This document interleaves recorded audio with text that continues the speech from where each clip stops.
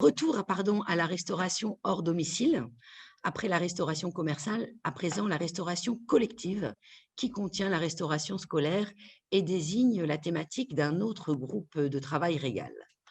En 2019, ce groupe de travail avait impulsé des mesures du gaspillage alimentaire de riz et de grains, un petit peu pour faire le pendant aux mesures de pain en métropole, dans divers établissements scolaires du territoire, des écoles, collèges, lycées. L'objectif était de compiler ces données réunions, notamment pour les faire remonter à l'échelle nationale. Vous ne le verrez pas, et c'est la raison pour laquelle je vous le dis, ces données ont été remontées à l'ADEME. Aujourd'hui même, sur la mise à jour des moyennes nationales, vous pouvez les découvrir en avant-première à l'écran et la réunion est dedans. Dans le domaine de la restauration scolaire, là aussi, des initiatives sont expérimentées et de bonnes pratiques se développent. En voici 2 exemples en vidéo. La région a accompagné le lancement du réseau Régal, donc pour sa création, puisque c'est quand même le premier réseau dans les DOM-TOM. Régal a été aussi lauréat du prix économie circulaire, donc le dispositif qu'on met en place avec l'ADEME et pour leur projet sur le gaspillage alimentaire. On les accompagne pour un montant à peu près de 30 000 €. Donc c'est vraiment dans l'accompagnement de la mise en réseau que la région est présente. Nous voici devant le restaurant scolaire du lycée Isnel Hamelin. Donc on va aller voir le chef cuisinier pour qu'il puisse nous expliquer ce qu'ils mettent en place contre le gaspillage alimentaire. Allez, suivez-moi. Suite à plusieurs missions menées par les profs concernant la lutte contre le gaspillage, on a mis en place un salade bar où les élèves pouvaient se servir eux-mêmes. À partir de là, on a constaté qu'il y avait beaucoup moins de gaspillage par rapport aux années précédentes. Les élèves se servent eux-mêmes, choisissent, prennent ce qu'ils veulent manger. Avec la cuisine centrale, on a pu proposer aux élèves des produits locaux, que ce soit en matière de poulet, poisson ou lapin, c'est des produits de bien de chez nous. On nous a imposé un repas végétarien. Et là, c'est le seul jour où vraiment il y a beaucoup de déchets et les élèves bout de cette journée-là. Après, si on écoute les élèves, on mettrait des cordons bleus ou du poulet tout le temps. Et c'est pas le but. Le but, c'est de leur faire découvrir et manger un peu différemment. Après la parole du chef cuisinier, je vais vous emmener voir les éco-délégués qui vont nous expliquer ce qu'ils font au niveau du gaspillage alimentaire dans leur lycée. Diminuer les tranches de pain, diminuer le nombre de quantités que les élèves font dans leur plat. Est-ce que tu les sensibilises ou ça se passe au niveau de la cantine? Comment ça se passe? Et au niveau de la cantine, nous faisons chaque année des petites missions pour sensibiliser les élèves à propos du gaspillage en fonction du kilo de gaspillage qu'il y a. Comme par exemple, en 2019, nous avons 65 kilos de gaspillage. Les élèves participent à l'action? Oui, les élèves participent beaucoup à cette mission-là. Donc nous avons un compost qui nous sert à mettre les déchets comme fruits et légumes et les épluchures qui viennent de la cantine, qui nous sert à faire de l'engrais pour les potagers qui sont juste là.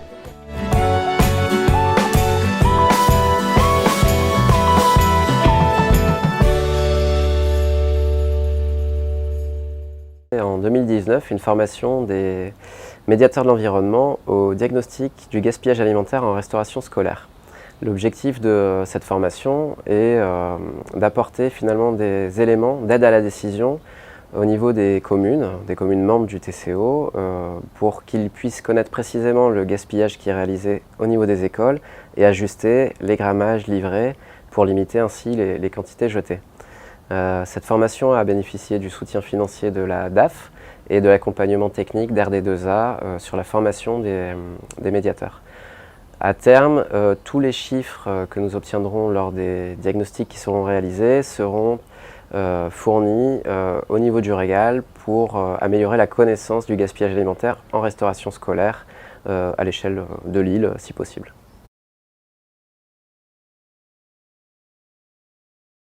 Bonjour, je m'appelle Floris Gama.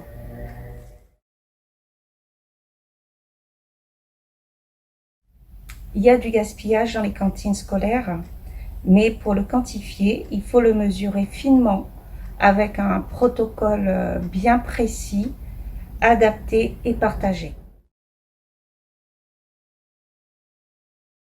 Alors, les diagnostics sont nécessaires pour définir et mettre en œuvre une démarche de prévention. En réalisant un état de lieu, cela va nous permettre d'identifier les gisements et ainsi définir les actions à mettre en place. Alors, 12 agents du TCO Cycléa ont été formés à la lutte contre le gaspillage alimentaire. Dans cette formation, nous avons été formés justement à la réalisation des diagnostics. Il y a aussi un outil élaboré sur mesure qui va nous permettre de compiler les données dans le temps et ainsi avoir un état des lieux global sur le TCO. Nous étions partis du constat qu'il y avait beaucoup de gaspillage, on ne savait pas trop comment faire pour réduire tout ça et surtout que les enfants prennent conscience. Parce que dire à des enfants, il ne faut pas que tu gaspilles, on est plutôt considérés comme des gendarmes, mais on n'est pas pris au sérieux. Les enfants ont participé, les parents aussi, parce que ça aussi c'est important. Et il y a eu plusieurs pesées et plusieurs réflexions sur ce qu'on peut faire pour ne pas gaspiller, etc. Et également essayer de goûter un peu tous les plats, parce que ça aussi, ça faisait partie du tout. Après la séance de tri dans la cantine, le moment fort, ça a été vraiment la pesée, où là, ils se sont rendus compte qu'on jetait des kilos et des kilos de nourriture et que ça allait directement à la poubelle. Et du coup, en rentrant en classe, ça a été des gros questionnements sur mais comment c'est possible, pourquoi il y a autant, c'est parce qu'on mange pas. Et du coup, ils ont commencé à réfléchir sur eux, à leur niveau, ce qu'ils pouvaient faire pour réduire la quantité de déchets. Et ça a été déjà de réfléchir sur soi. Quand j'arrive à la cantine, est-ce que j'ai faim, beaucoup faim, pas beaucoup faim? Est-ce que je prends tout de suite deux parts de tranches de pain ou est-ce que j'attends? Et ils ont commencé à agir d'eux-mêmes comme ça. Oui, c'est vrai. Moi, ce que j'ai trouvé vraiment intéressant dans ce projet, c'est quelle est l'action de l'enfant sur ce constat. Et en fait, il y a eu qu'est-ce que vraiment l'enfant n'aime pas manger. Donc du coup, peut-être arranger les sauces. Là, il y avait trop de tomates, trop d'oignons, on n'aime pas. On préfère ci, on préfère ça. Donc déjà un peu sur leur propre goût. Et puis un travail à l'école sur goûter tout simplement les aliments que je ne connais pas forcément. Et ça a été fait dans l'école de la petite section jusqu'au CM2. Apprendre à goûter et à exprimer ce qu'on ressent et de se rendre compte que la première fois on n'aime pas, mais que peut-être qu'au bout de la deuxième, la troisième, en fait c'est bon. Et moins jeter, moins gaspiller. Donc, s'inspirer d'ailleurs. Nous partons en Belgique. Refresh à XL est une cantine de quartier engagée pour une alimentation saine et savoureuse. Mais derrière le lieu de restauration de proximité conviviale se cache toute une démarche alimentaire saine et responsable, conjuguée à un projet social au service du développement durable. Laurent Denmont est en direct avec nous ce matin pour nous parler du projet Refresh et de la stratégie Good Food.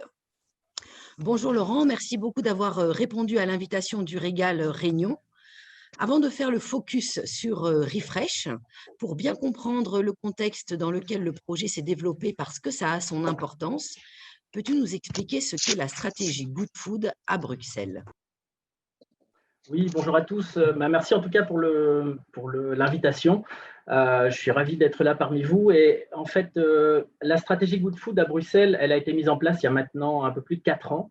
Et elle répond à une double ambition, mieux produire d'un côté, c'est-à-dire cultiver et transformer en fait localement des aliments sains et respectueux de l'environnement, et de l'autre, bien manger, c'est-à-dire rendre accessible en fait à tous une alimentation savoureuse, équilibrée et composée d'un maximum de produits locaux. En fait, celle-ci s'articule autour de 7 axes stratégiques, et on va de la production locale en passant par la distribution, la valorisation, l'éducation et la sensibilisation, l'accessibilité à tous, ça c'est important parce que Bruxelles, il y a aussi 30% des personnes qui vivent en dessous du seuil de pauvreté, et jusqu'à la valorisation effectivement de ces biodéchets derrière, en fait, valorisation animale avec les poules et autres en milieu urbain, mais aussi via du compostage, via différentes solutions qui existent aujourd'hui. Dans ce contexte, avec une approche intégrée, tu peux nous expliquer plus précisément Refresh, et peut-être avec une des premières approches mises en place. Voilà, Refresh en fait a été mise en place. Refresh se définit comme une forme de laboratoire d'innovation sociale et de résilience urbaine. C'est un petit projet, mais qui agrège de nombreuses composantes. Et tout est parti du constat que de nombreuses personnes n'avaient pas accès à de l'alimentation fraîche. Et donc, il y a 6-7 ans de cela, on a essayé de développer un projet autour de la récupération d'invendus. Et ensuite, le projet a muté pour permettre aussi de l'insertion socio-professionnelle. On en a discuté tout à l'heure. En fait, l'alimentation, c'est un formidable outil pour insérer des personnes. Et aujourd'hui, effectivement, ça permettait, à travers cet outil, de mettre en place toute une série de projets d'insertion, de formation et d'inclusion de personnes, en fait, autour de l'alimentation. Ce qui se passe aujourd'hui, c'est qu'on a développé pas mal de projets justement de récupération d'invendus, de transformation et de distribution de denrées alimentaires. Et on a fait pas mal d'accompagnement aussi de ces publics précarisés, ce qui nous a permis aussi justement d'utiliser l'alimentation comme vecteur d'intégration, en fait. Et donc, c'est vrai que l'alimentation durable, pour nous, c'était important qu'elle soit accessible à tous, ce qui n'est pas toujours évident parce que, justement, elle a une connotation un peu bobo, effectivement, et notamment dans des grandes villes comme Bruxelles. Merci. Alors, donc, on a vu une approche, une dimension insertion qui est première, mais qui n'est pas la seule, puisque l'éducation et la sensibilisation au développement durable et à l'agriculture urbaine sont aussi un des objectifs du projet. Oui, complètement. Ce qui se passe aujourd'hui, c'est que, on le voyait dans les reportages tout à l'heure, l'éducation et la sensibilisation au goût, elle est essentielle. Il faut apprendre aux gens à essayer de goûter autre chose.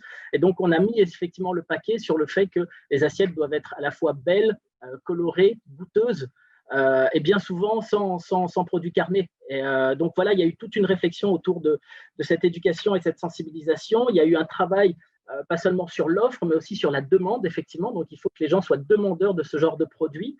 Et pour ça aussi, il y a un gros travail de communication autour des ambassadeurs Good Food, des gens qui ont des bonnes pratiques, que ce soit des professionnels ou des ménages.